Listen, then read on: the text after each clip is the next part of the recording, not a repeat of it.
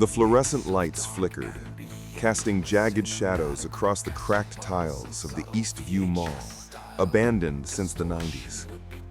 I was 19, desperate for cash, and had taken a dare from friends to spend a night inside for $200. The air smelled of mildew and forgotten perfume, thick with the weight of silence. My flashlight beam danced over shattered storefronts, their signs dangling like broken teeth. At 1 a.m., I heard it, a soft whisper, like silk brushing against stone. "Come closer," it seemed to say, though no words formed. My heart thudded, but I chalked it up to nerves. The sound came from the old department store, where mannequins stood frozen in unnatural poses, their plastic eyes glinting. One, a woman in a faded dress, seemed to tilt her head as I passed. I froze, my breath catching. Just a trick of the light, right? I forced a laugh, but the whisper returned, louder from behind me. "You shouldn't be here." I spun around, nothing but empty aisles. My flashlight flickered, plunging me into darkness for a heartbeat. When it snapped back on, the mannequin was closer, its arm slightly raised. I bolted toward the exit, my sneakers squeaking on the tiles. The whispers multiplied, overlapping, chasing me. Shadows moved in my peripheral vision, mannequins, dozens, stepping silently into formation. I reached the glass doors, locked as always, but now they rattled as if something heavy pressed against them from outside. My phone, useless with no signal, buzzed wildly, displaying static.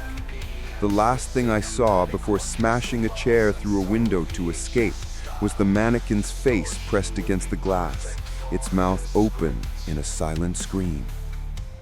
I never went back, but at night, I still hear that whisper.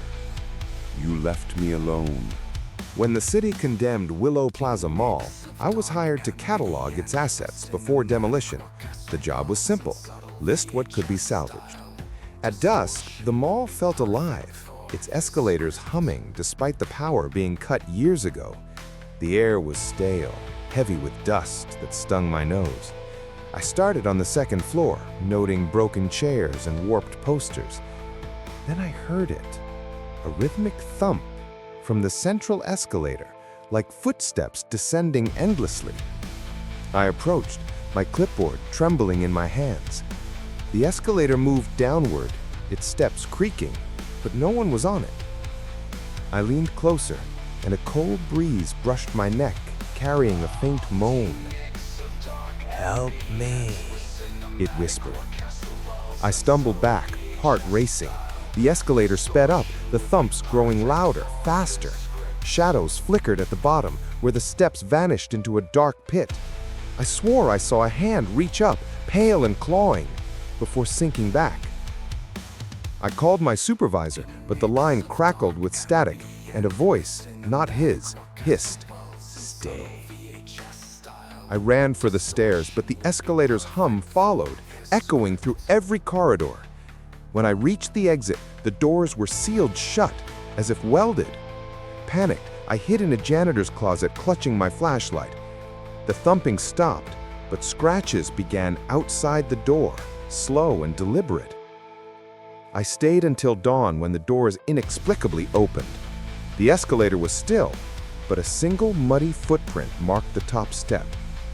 I quit that day, but I dream of that endless descent and something waiting below. I was a security guard at the old Rivergate Mall, hired to patrol its empty halls during a redevelopment survey. The place was a maze of boarded-up stores and flickering exit signs, smelling of rust and damp carpet.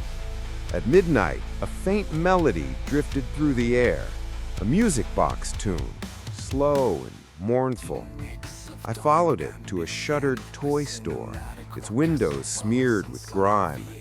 The music stopped as I approached, replaced by a child's giggle, sharp and echoing. I shone my flashlight inside, catching a glint from a music box on a shelf. its ballerina figure spinning slowly, despite no one winding it. My radio crackled, spitting static, then a voice. "Play with me." I backed away, but the giggle followed, bouncing off the walls. Shadows darted across the store's interior, small, fleeting shapes too fast to track. I tripped over a fallen sign, and when I stood, the music box was on the floor in front of me, open, its tune louder, faster. I ran, the giggles chasing me, growing into shrieks. The mall's lights flickered, plunging me into darkness, then snapping back to reveal toys, dolls, teddy bears, lined up in the hallway, their heads turned toward me. I reached the exit, but my keys didn't work. The music box tune blared from every direction, deafening. I smashed the lock with a fire extinguisher and fled. The next day, the toy store was empty, no music box in sight. But my car radio sometimes plays that lullaby, unprompted, and I swear I hear giggles in the static. I was a teenager exploring the derelict Starlight Mall with friends, chasing rumors of a haunted mirror in the old salon. The mall reeked of mold, its air thick with dust that caught in our throats. We found the salon, its mirrors cracked but intact, reflecting our nervous faces. I stared into one, and my reflection blinked when I didn't. My friends laughed it off, but I felt a chill, like someone was watching from the other side. That night, I saw it again in my bathroom mirror, my face but wrong, with eyes too wide, a smile too sharp. I covered it, but shadows moved under the cloth, and whispers hissed from the glass. "Look at me." At school, every reflective surface, windows, phone screens, showed that same warped face. I returned to the mall alone, desperate to break the curse. The salon was darker now, the mirrors gleaming unnaturally. I smashed one, but the shards reflected dozens of those faces, all grinning. I fled, but the reflections followed, in puddles, in car windows, always watching. I stopped sleeping, afraid to see it in my dreams. One night, my bedroom mirror glowed, and hands reached out, cold fingers grazing my skin. I shattered it, but the pieces still showed that face. I moved away, but every new mirror shows it closer each time. I don't look at reflections anymore, but I feel its eyes on me. Always. I worked the night shift at a cleaning company, assigned to sweep the abandoned Crestwood Mall before its demolition. The place was a ghost town, its escalators frozen, its fountains dry, smelling of decay and old grease.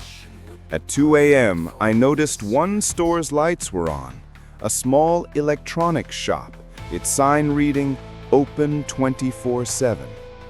Odd, since the mall had been dead for a decade. I approached, and the door swung open, revealing rows of TVs flickering with static. A voice from inside called my name, clear and calm, though I was alone.